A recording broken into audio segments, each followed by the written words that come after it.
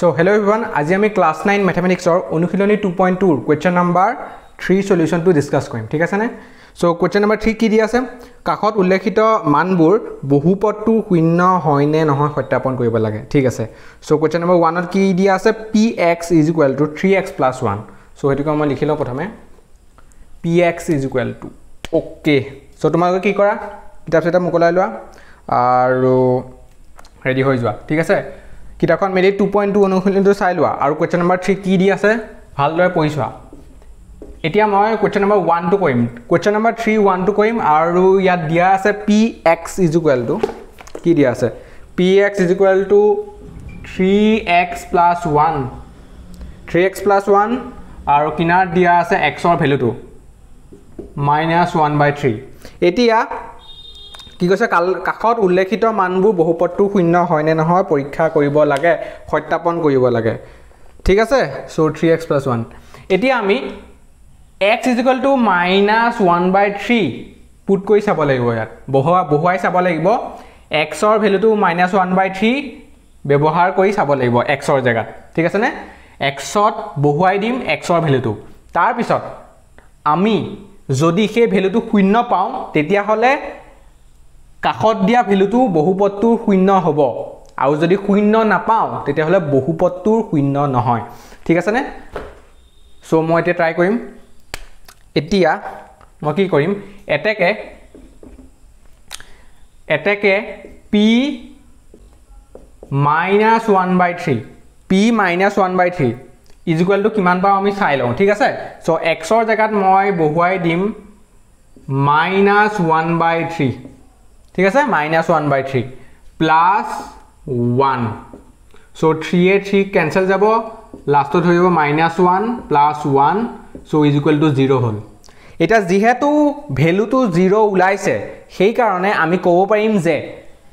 -1/3 টো এই বহুপদটোৰ শূন্য হ'ব ঠিক আছে নে যেহেতু আমি ভ্যালুটো শূন্য পাই গলো -1/3 বহুৱাই পেলাই বহুপদটোৰ ভ্যালু যেহেতু আমি শূন্য পাই গলো সেই কাৰণে -1/3 টো বহুপদটোৰ শূন্য হ'ব সো এটাকে আমি ইয়াত কি লিখিম আনসাৰটো এটাকে লিখিম যে -1/3 প্ৰদত্ত বহুপদটোৰ শূন্য হ'ব ঠিক আছে নে -1/3 বহুপদটোৰ শূন্য হ'ব তেনেদৰে লিখিলে হৈ যাব এতিয়া মই question number 2 লৈ যাওঁ সো question number 2 ত কি দি আছে মই চাই লওঁ question number 2 কৈছে যে px = 5x - π ঠিক আছে px = 5x - π px = 5x - π আৰু x ৰ ভ্যালুটো কি দিছে x ৰ ভ্যালুটো কি দিয়া আছে 4/5 দিয়া আছে ঠিক আছে 4/5 বুলি কৈছে px = 5x - π আৰু x = 4/5 এতিয়া আমি চাওঁ দেই এতিয়া আমি 4/5 ভ্যালুটো বহুৱাই চাওঁ সো এটাকে মই লিখিম p 4/5 = 5 * x ৰ জায়গাত মই 4/5 বহুৱাই দিম আৰু -π লিখিম ঠিক আছে নে আৰু মই ভ্যালুটো চাওঁ কিমান ওলাই 5 এ 5 কেনসেল যাব 4 - π ওলাল এতিয়া যেহেতু 4 - π ওলাল ঠিক আছে নে মই এতিয়া এনেদৰে লিখিম যেহেতু p 4/5 not equal to 0 যেহেতু 0 নোলাল হয় না equal to 0 নোলাল সেই কাৰণে কি লিখিম সেয়েহে কি লিখিম সেয়েহে লিখিম যে 4/5 এই বহুপদটোৰ শূন্য নহয় ঠিক আছে নে এতিয়া ইয়াৰ আগৰ কোৱেশ্চনটো এনেদৰে লিখিব পাৰিম আমি যেহেতু px = 0 মানে p 1/3 হয় না ব্ৰেকেটত এনেদৰে লিখিব পাৰি -1/3 = 0 সেয়েহে এই বহুপদটো শূন্য হ'ব -1/3 বহুপদটো শূন্য হ'ব এতিয়া এই ক্ষেত্ৰত কি হ'ল p 4/5 not equal to 0 হোৱাৰ কাৰণে ঠিক আছে নে যেহেতু p 4/5 not equal to 0 সেয়েহে 4/5 এই বহুপদটো শূন্য নহয় এনেদৰে লিখি দিবা তোমালোকে এইখিনি বা সেয়েহে 4/5 এই বহুপদটো শূন্য নহয় সো এতিয়া মই চাওঁ question number 3 কি দি আছে সো question number 3 px = কি বুলি দিয়া আছে p px is equal to x square minus 1 x square minus 1 দিয়া আছে আৰু x ৰ ভ্যালুটো এবাৰ দুটা দিছে ভ্যালু x1 আৰু -1 x1 আৰু -1 দিছে আৰু px is equal to x square minus 1 বুলি কৈছে ঠিক আছে এতিয়া আমি এটাকে p1 ৰ ভ্যালুটো বহুৱাই চাওঁ প্ৰথমে p1 is equal to চাওঁ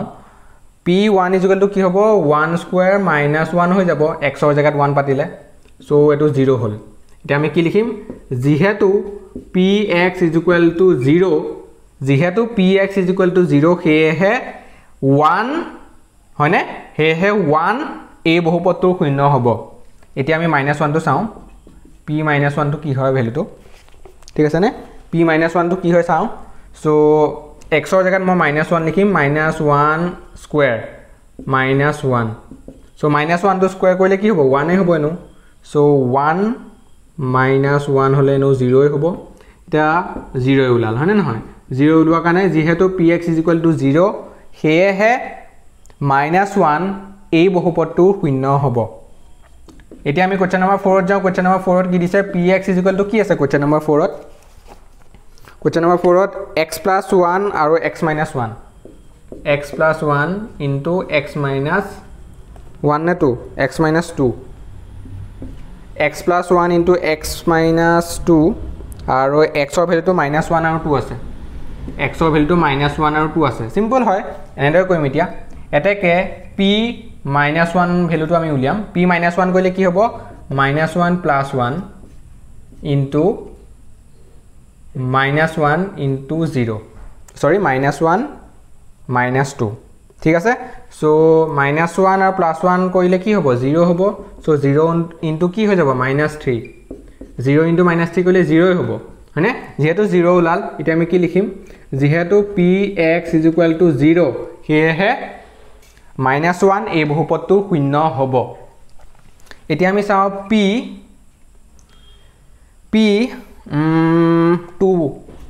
p2 is equal to কি হয় p2 কইলে কি হ'ব x ৰ জায়গাত 2 বহাম 2 + 1 আৰু 2 - 2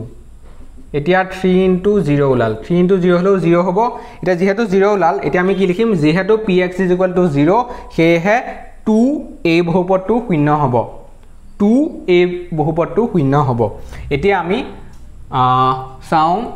কোৱেশ্চন নম্বৰ 5 ত কি দি আছে ঠিক আছে এখিনি মই মুছি দিও সো তোমালক যদি লিখি লব বিচাৰিছে লিখি লোৱা এতিয়া মই এখিনি মুছি দিম সো এতিয়া মই যাম কোৱেশ্চন নম্বৰ 5 লৈ কোৱেশ্চন নম্বৰ 5 ত কি দি আছে চাই লও পানীত কো পানী প্ৰশ্ন px is equal to x square আৰু x equal to 0 এটাকে আমি কি কৰিম p0 বহুৱাই চাম p0 বহুৱালে 0 স্কয়াৰ হ'ব আৰু 0 হ'ব এটা লিখিম যে যেহেতু p0 is equal to 0 হয়নে যেহেতু p0 is equal to 0 হেহে কি হ'ব হেহে এই বহুপদটোৰ শূন্য হ'ব 0 ঠিক আছে নে 0 এই বহুপদটোৰ শূন্য হ'ব ঠিক আছে নে ওকে এতিয়া আমি যাও কোৱেশ্চন নম্বৰ 6 লৈ কোৱেশ্চন নম্বৰ 6 ত কি হ'ব কোৱেশ্চন নম্বৰ 6 ত লিখিছো px is equal to কি আছে lx plus m বুলি কৈছে আৰু কমা এটা দি কি কৈছে x is equal to -m/l x is equal to -m/l ঠিক আছে সো এটাকে কি কৰিম x ৰ জায়গাত আমি -m/l লিখিম সো l into x ৰ জায়গাত এটা কি হ'ব -m/l plus m আৰু এতিয়া l আৰু l কেনসেল কৰি যাব লাষ্টত কি হৈ যাব -m plus m আৰু -m plus m কৰিলে 0 হ'ব এতিয়া আমি কি লিখিম যেহেতু p -m/l হয়নে মানে x ৰ ভ্যালুটো আমি m/l বহুৱাওতে যেহেতু 0 ওলাল সেই কাৰণে -m/l হ'ব এই বহুপদটো শূন্য ঠিক আছে নে -m/l p -m/l is equal to 0 হোৱাৰ কাৰণে এই বহুপদটো শূন্য হ'ব -m/l সো এতিয়া আমি যাও কোৱেশ্চন নম্বৰ 7 লৈ কোৱেশ্চন নম্বৰ 7 ত কি দিছে px is equal to 3x square minus 1 হয় না 3x is equal to 3x square minus 1 3x square minus 1 আৰু x ৰ ভ্যালুটো কি কৈছে x ৰ ভ্যালুটো কি কৈছে -1/√3 আৰু 2/√3 2/√3 ঠিক আছে 3x² - 1 আছে এটাকে মই কি কৰিম x ৰ জায়গাত ঠিক আছে না চাই আছে না সো x ৰ জায়গাত মই কি কৰিম -1/√3 বহুৱাই চাম -1/√3 বহুৱাই চাম সো 3 * x ৰ জায়গাত কি হৈ যাব -1/√3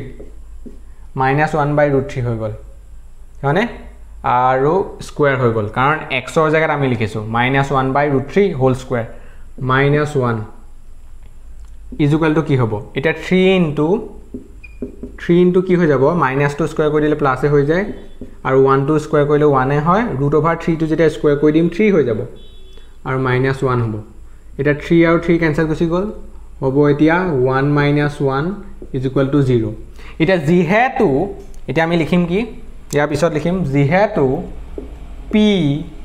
-1/√3 = 0 হেহে -1/√3 এই বহুপদটোৰ শূন্য হ'ব সো আকৌ আমি চাও এগেইন কি দিয়া আছে p 2/√3 ঠিক আছে ব্ৰেকেটত 2/√3 হ'ব আৰু x ৰ জায়গাত আমি কি লিখিম এতিয়া 2/√3 লিখিম 2/√3 হোল স্কয়াৰ লিখিলো আৰু -1 দিলো আৰু কি হ'ব এতিয়া 3 * 2 স্কয়াৰ কৰিলে 4 হ'ব আৰু √3 টো স্কয়াৰ কৰিলে 3 হ'ব ঠিক আছে নে 2 স্কয়াৰ কৰিলে 4 আৰু √3 স্কয়াৰ কৰিলে 3 সো -1 হল এটা 3 এ 3 কেনসেল যাব 4 - 1 হ'ব 4 - 1 কৰিলে কি হয় 3 হয় এটা যেহেতু এটা আমি লিখিম কি যেহেতু p 2/√3 not = 0 হেহে 2/√3 এই বহুপদটো শূন্য নহয় তেনেদৰে লিখিলে হৈ যাব এতিয়া কোৱেশ্চন নম্বৰ 8 ত কি দিয়া আছে চাও ঠিক আছে তোমালোকে যদি লিখি লব বিচাৰিছা ভিডিওটো পজ কৰা আৰু লিখি লোৱা ঠিক আছে নে ওকে এতিয়া মই একদম লাষ্টৰটো কৰিম অৰ্থাৎ কোৱেশ্চন নম্বৰ 8 টো মই কৰিম এতিয়া কোৱেশ্চন নম্বৰ 8 টো px = 2x + 1 2x + 1 আৰু কমা এটা দি x = কি বুলি কৈছে 1/2 বুলি কৈছে এটো তোমালোকে পাৰিবা হয়নে নহয় একদম ইজি হয় px = 2x + 1 আছে সো এটাকে মই কি লিখিম p x ৰ জায়গাত 1/2 দিম মানে হেকাৰণে ব্ৰেকেটত 1/2 হল আৰু 2 * x ৰ জায়গাত কি হৈ যাব 1/2 + 1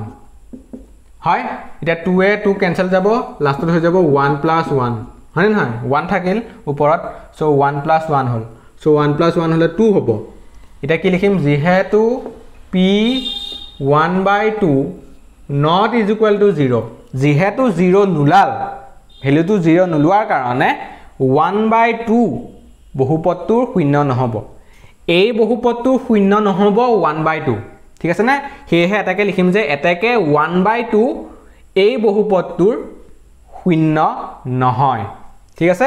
ওকে এনেদৰে লিখিলে হল সো আমাৰ আজিৰ কোৱেশ্চনটোৰ গুটেইখিনি সলিউশন আমি ডিসকাস কৰিলো কোৱেশ্চন নম্বৰ 3 গুটেইটা সলিউশন আমি ডিসকাস কৰিলো ঠিক আছে না 8টা কোৱেশ্চন আছিল আৰু 8টা কোৱেশ্চন আমি ডিসকাস কৰিলো সো এতিয়া মই নেক্সট ভিডিওত কোনটো অনুশীলনী ভিডিও বনাব লাগে সো তোমালোকে ভিডিওটো কমেন্ট সেকশনত জনাবা আৰু তোমালোকে কমেন্টত যেটো অনুশীলনী ভিডিও বনাবলৈ কবা মই সেইটো অনুশীলনী তোমালোকক ভিডিও বনাই দিম যে এইটো অনুশীলনী তোমালোকে নাতে লিখিবা যে মই এইটো অনুশীলনী দিগদাৰ হৈছে বা এইটো কোৱেশ্চন মোৰ অলপ প্ৰবলেম হৈছে সো ঠিক আছে মই সেইটো কোৱেশ্চনৰ ওপৰতে ভিডিও বনাই দিম বা সেইটো অনুশীলনীয়ে ভালদৰে বুজাই দিম তোমালোকক ঠিক আছে বা তোমালোকে কোপা যে এইটো কনসেপ্ট অলপমান দিগদাৰ হৈছে ঠিক আছে নে যিবোৰ কিছুমান ধৰা কনসেপ্ট বুজি পোৱা নাই সেই কনসেপ্টবোৰ নামু কৈ দিব পৰা মই সেইটোৰ ওপৰত তোমালোকক ভিডিও বনাই দিম ঠিক আছে সো নেক্সট ভিডিওত লগ পোৱাৰ আশাৰে বাই বাই